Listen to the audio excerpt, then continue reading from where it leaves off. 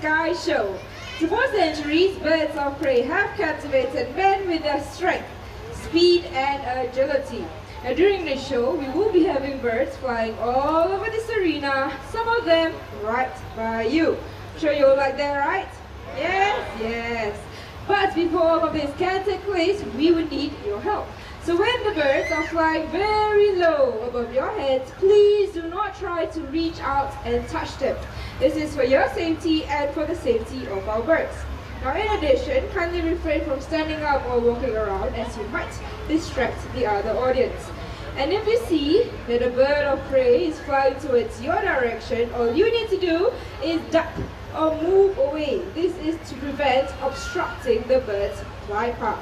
Now snacking is strictly not allowed during our show because our birds, they can be very curious, so they might just decide to come down and share your snacks with you. So you don't want that happening, alright? Now please do be reminded to wear your mask at all times. The Hawk Arena sitting area is a mask-on zone, so we do appreciate your cooperation. Now, looks like I'm all set with my guidelines. All you need to do is sit back, relax, and enjoy the show. Now, we still have a few more people coming in, so let's just wait for them to settle down. Like I mentioned, we will be having birds flying all above you, so we don't want anything bad going on during the show, right? So let's just wait for a few more people to get into their seats. How is everyone feeling? It's very hot today, right? Yes, remember to drink up, okay? Hydrate yourself. Alright, now ladies and gentlemen, boys and girls, are you ready for the show? Oh no. Let's try that one more time. Louder this time. Are you ready for the show? Alright, and with that, let us begin.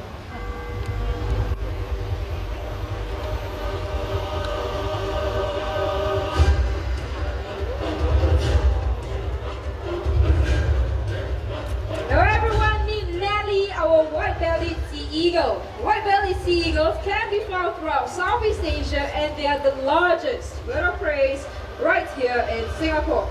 Now Nelly is going to make a flight across the arena right above you. So keep your heads up for that. Perfect. Now white-bellied sea eagles, they are known to snatch venomous sea snakes from the surface of the water. So here with me, I have a replica. Now keep your eyes on Nelly. She's going to make an attempt to snatch it from the surface of the water. Here she comes. In goes the snake, diving down in a perfect snatch. Let's give her a big hand. Well done. Now you see, birds of prey, they can be quite possessive over the catch. And in order for me to retrieve back my snake, what I'm going to do is a fair exchange with her. So Nelly, why don't you go over there? Thank you very much. I got my snake back and always use it for the show tomorrow. So you might be wondering how these birds are able to get such a good grip over their slippery catch, such as the venomous sea snakes or even fish. Well, the answer lies beneath their feet. So you see, sea eagles, they have very rough undersides, and this allows them to get a good grip over their slippery catch. The juvenile white-bellied sea eagles are actually covered in brown feathers. But once they hit the years of 5 or 6, the feathers would then turn white from their heads all the way down to their bellies. And that's why they get the names the white-bellied sea eagle. Nelly has done a fantastic job. Let's give her a big hand, everyone. A white-bellied sea eagle. Thank you. Now the next bird of prey joining us has a very keen sense of smell. It can detect the stench of rotting meat from miles away. So I'm talking about a vulture, to be exact, a turkey vulture. I'm presenting to you Titan. Come on out here, Titan. Don't be shy. Ooh, not very happy. Wanting to come out. Right out here, Titan. Come on. Abby's, why don't you walk out with him then? There you go. There you go, everyone. Titan, our turkey vulture. Now, turkey vultures, they can be found from Canada all the way down to the tip of South America. They are the most numerous of vulture species globally, numbering way over 7 million of them.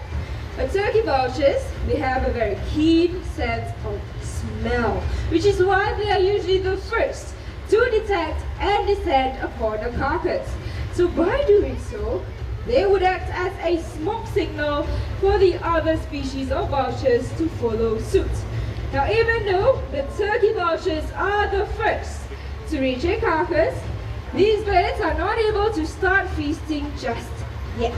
And this is because the turkey vultures, they do not have the powerful beak to rip apart soft carcass skin. So they will need the help of the other species of vultures, following them to help tear it open.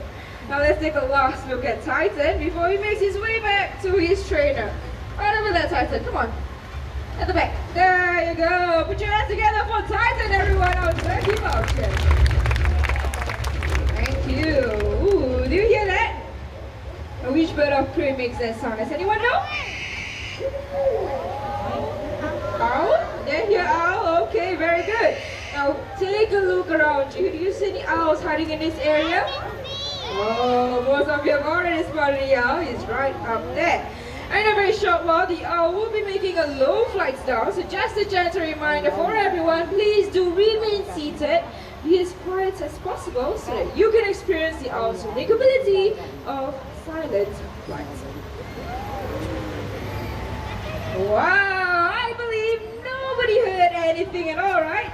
Well, this is because owls have very soft edges at the tip of their wing feathers, which is why even when they flap those wings, there isn't any sound at all. The sound frequencies will be absorbed by those feathers.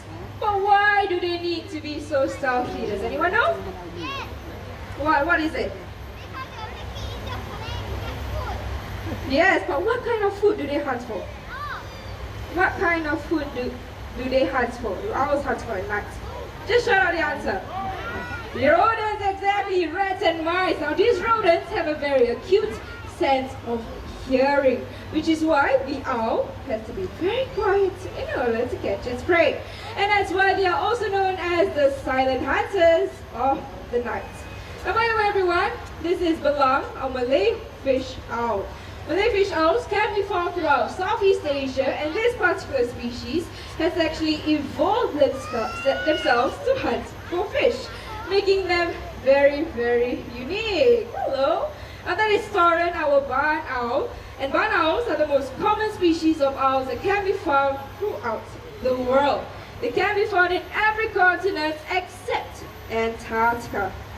Now, one fun fact about the barn owl is that they have hypersensitive hearing, which means they are able to hunt in total darkness just by listening closely to the footsteps of their prey. Pretty cool, right? Now, Belang and Soren right here are very, very special to us because they were hatched and raised right here in the Jurong BirdPark. To be exact, they were hatched and raised right over there at the Breeding and Research Center. So after the show, you head on down over there to see many more of our other hatchlings.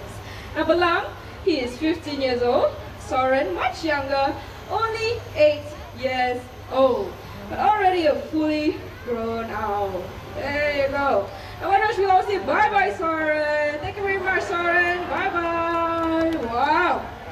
Look at Belang, everyone. He's turning his head to the back, right?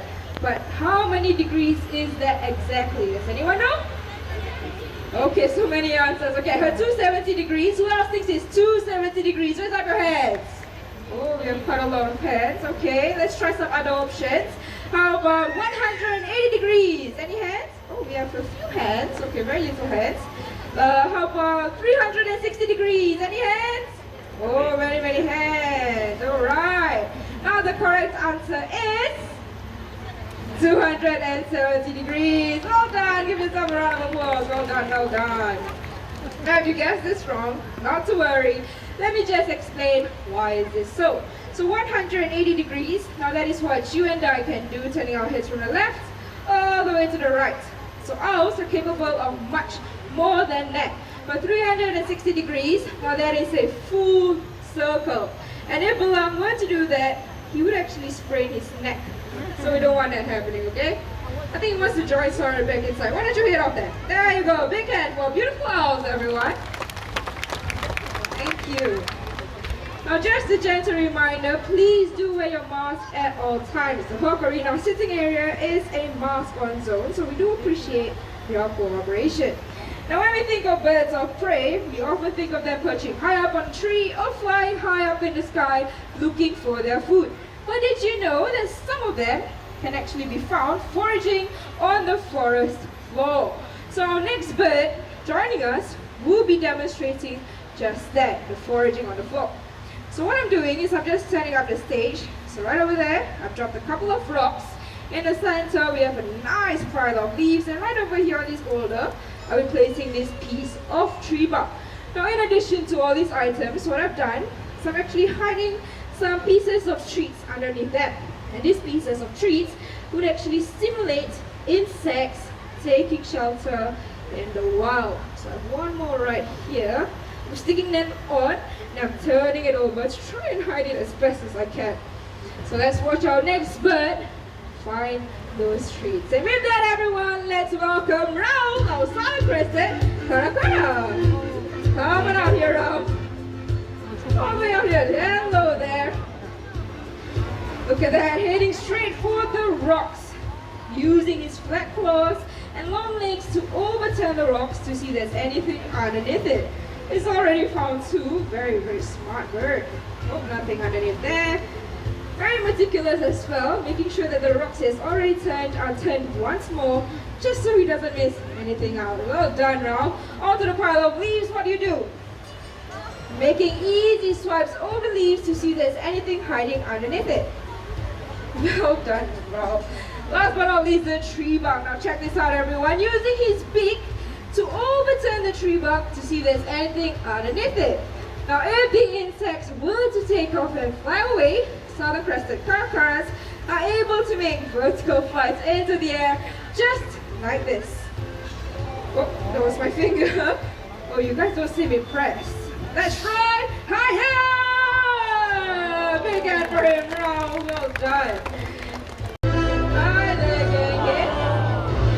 Himalayan griffin vultures, they can be found in the higher regions of the Himalayas. Some migrating juveniles heading south are known to have lost their way and have ended up in several parts of Asia. See, Genghis happens to be one of them. He was found weak and dehydrated along the shopping districts of Orchard Road. And that was back in 2005. So we rescued him and nursed him back to great health. Don't you think he looks very strong and healthy? Oh, he is a survivor. Well, thank you very much for your appearance, Genghis. Why don't you head back home? All the way inside. There you go, everyone. Genghis, our Himalayan griffin vulture. Now the next group of us joining us have a very important message to share with everyone. And with that said, we shall continue.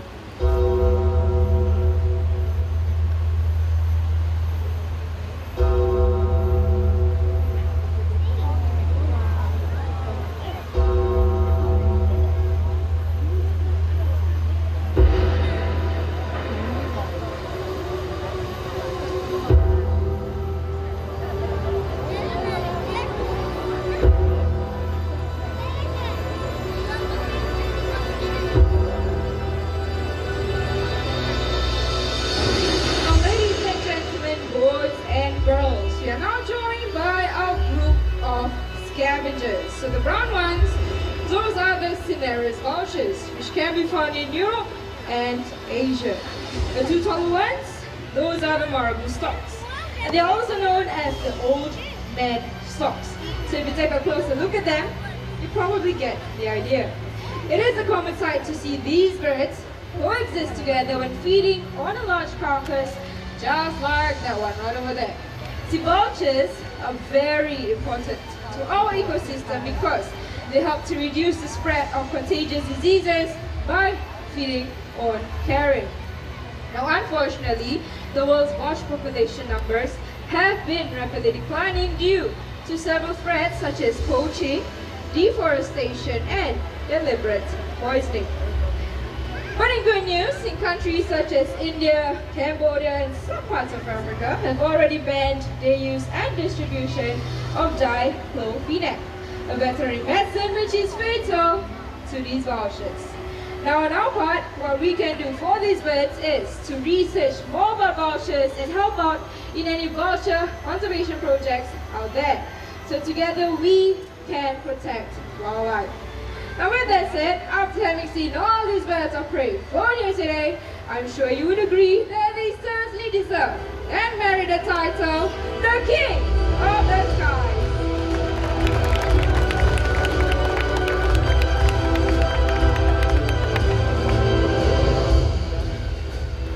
Thank you very much. I hope you've enjoyed the show as much as we have enjoyed in presenting it to you. Now before you leave the arena, please do check for your belongings and do not leave anything behind. With that, I hope you have a wonderful day right here in the Jurong BirdPark. Thank you for being here and I'll see you around. Bye bye.